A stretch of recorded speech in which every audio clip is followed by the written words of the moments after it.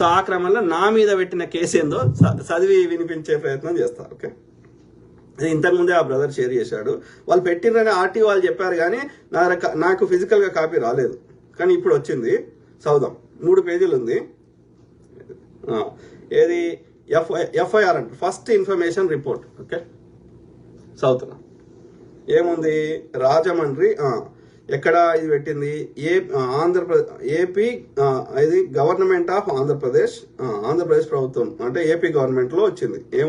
ఎంత ఉంది? AP PM orders number ఏదో ఉంది, 470500 under section FIR under section 173 BNSS. ఆ ఎఫ్ఐఆర్ రిపోర్టు పెట్టడానికి ఉండే అనుమతించే చట్టం పేరు ఏంది?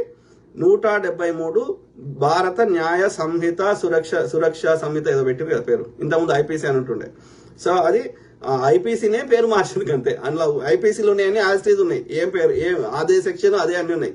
ఓన్లీ ఏంటంటే ఐపీసీ అంటే అది కాంగ్రెస్ వాడు పెట్టిండో బ్రిటిష్ వాడు పెట్టిండో అని పేరు మార్చి భారత న్యాయ సంహిత అని రాసి, న్యాయ సురక్ష సంహిత 3 ఏదో ఉన్నాయి కదా, BNSS ఏదో సంథింగ్ కదా.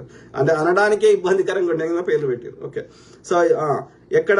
డిస్ట్రిక్ట్ ఈస్ట్ గోదావరిలో పెట్టిరు. ఎక్కడ? పోలీస్ స్టేషన్ PS ఏది? రాజమండ్రి 3 టౌన్ అంట.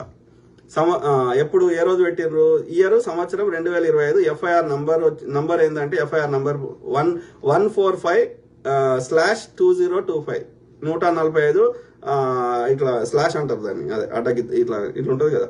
2025 డేట్ వచ్చేసి 2/4/2025. అంటే ఇండియాలో రివర్స్ రాస్తారు. ఇక్కడ మంత్ ఫస్ట్ రాస్తారు, అమెరికాలో ఇండియాలో డేట్ ఫస్ట్ రాస్తారు. అంటే ఏప్రిల్ 2, 2025 రోజు ఇది ఎఫ్ఐఆర్ రిజిస్టర్ చేశారు. ఏమని?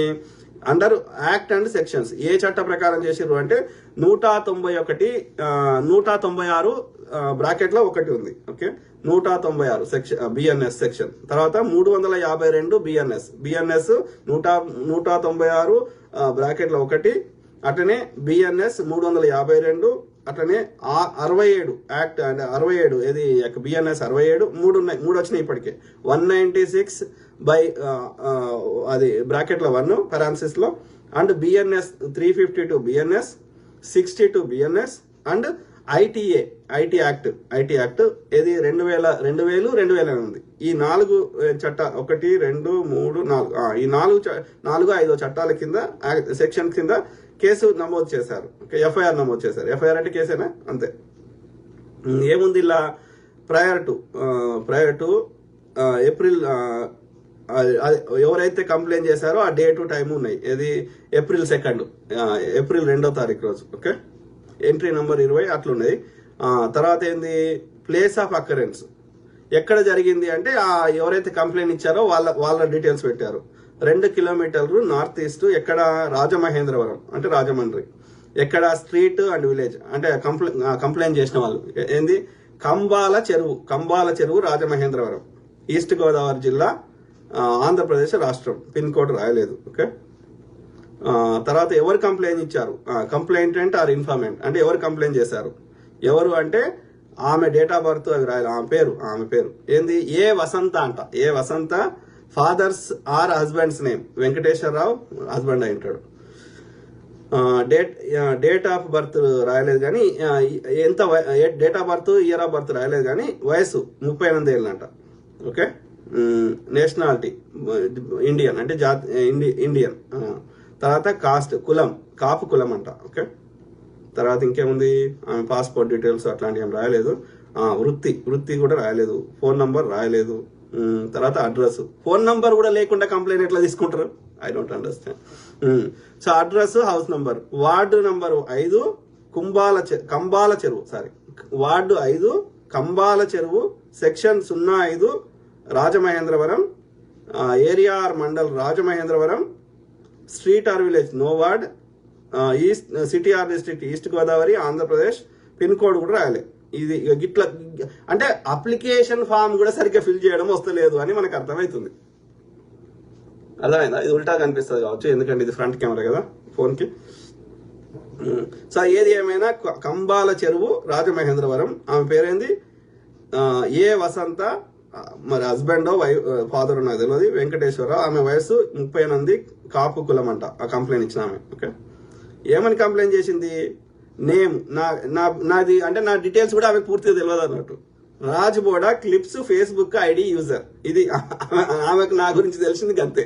ఓకే, ఇక తర్వాత నా డీటెయిల్స్ ఏది లేదు ఇందులో.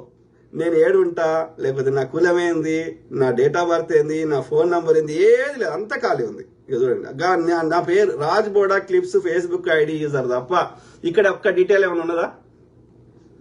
అంటే వాళ్ళకి ఎఫ్ఐఆర్ కూడా సరిగ్గా ఫిల్ చేయలేని దుస్థితిలో వాళ్ళు కంప్లైంట్ ఎట్లా తీసుకుంటారు?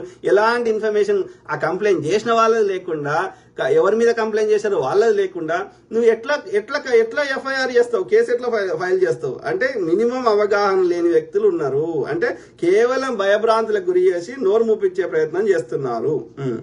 అసలు ముచ్చట చదువుదాం. ఏమని కంప్లైంట్ ఇచ్చిందామే? ఏమంటే contents of the complaint or statement of complaint or ఇన్ఫర్మెంట్. ఆమె మెయిన్ కంప్లైంట్ ఏందో చదువుదాం.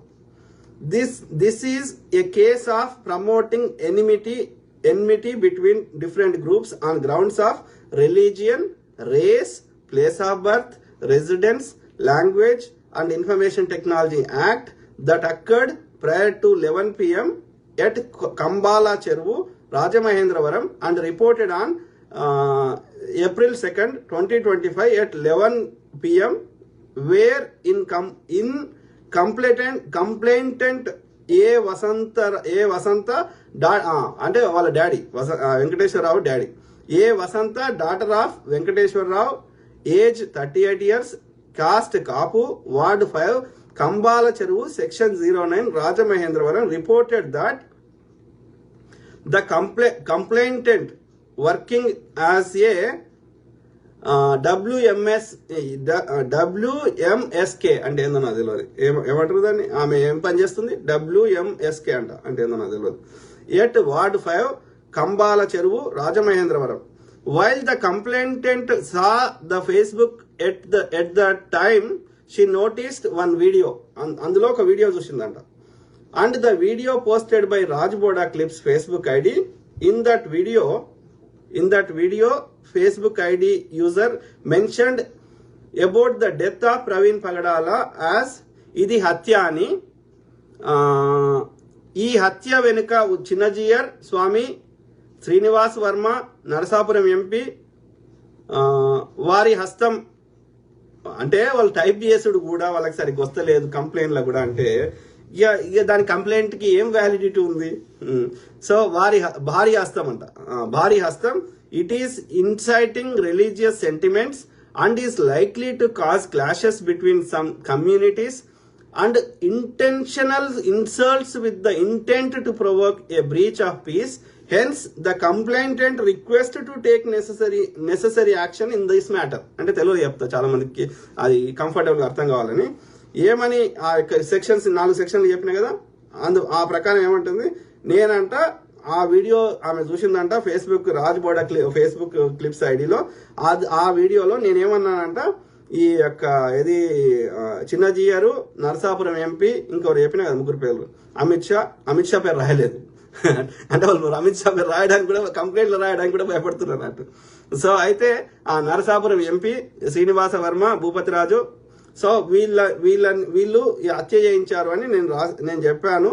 సో అని చెప్పి ఇది ఇట్లా మాట్లాడము 2 మతాల మధ్యలో ఏది ఈ యొక్క చిచ్చు పెడుతున్నా అని అట్లా కంప్లైంట్ ఇచ్చారు. ప్రమోటింగ్ ఎనిమిటీ బిట్వీన్ 2 డిఫరెంట్ ఏది మతం ఆధారంగా, జాతి ఆధారంగా, వాళ్ళు పుట్టిన ప్లేస్ ఆధారంగా, వాళ్ళు ఉంటున్న నివాసం ఆధారంగా, భాష ఆధారంగా, ఆ యొక్క ఐటీ టెక్నాలజీ దానికి సంబంధించిన చట్టం ఏదో అంటే దెర్ ఇస్ నో స్పెసిఫిక్ ఇది మెన్షన్ లేదు. అంటే ఏదో బ్రాడ్ గా ఏది పడుతుంది, ఎవరిని పడితే వాళ్ళని ఒక బ్రాడ్ గా వితౌట్ స్పెసిఫిక్ గా లేకుండా ఇది హత్య అనే ఐడి వాళ్ళు చెప్పిండ్రంట.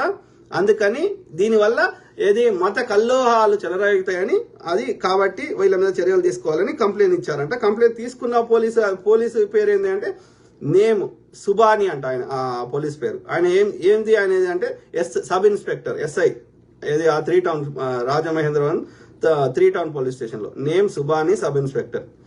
సో ఇది కంప్లైంట్.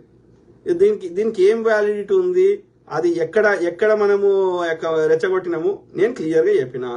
పెట్టుకో, 100 కేసులు పెట్టుకున్నా కొరిగేది ఏం లేదు. కానీ మీ యొక్క దుర్మార్గ పాలన ఎట్లుంది అని ప్రజలకు చెప్పే ప్రయత్నం చేస్తున్నాం. ఓకే, దాంట్లో ఎలాంటి డీటెయిల్స్ లేవు, దానికి వ్యాలిడిటీ లేదు.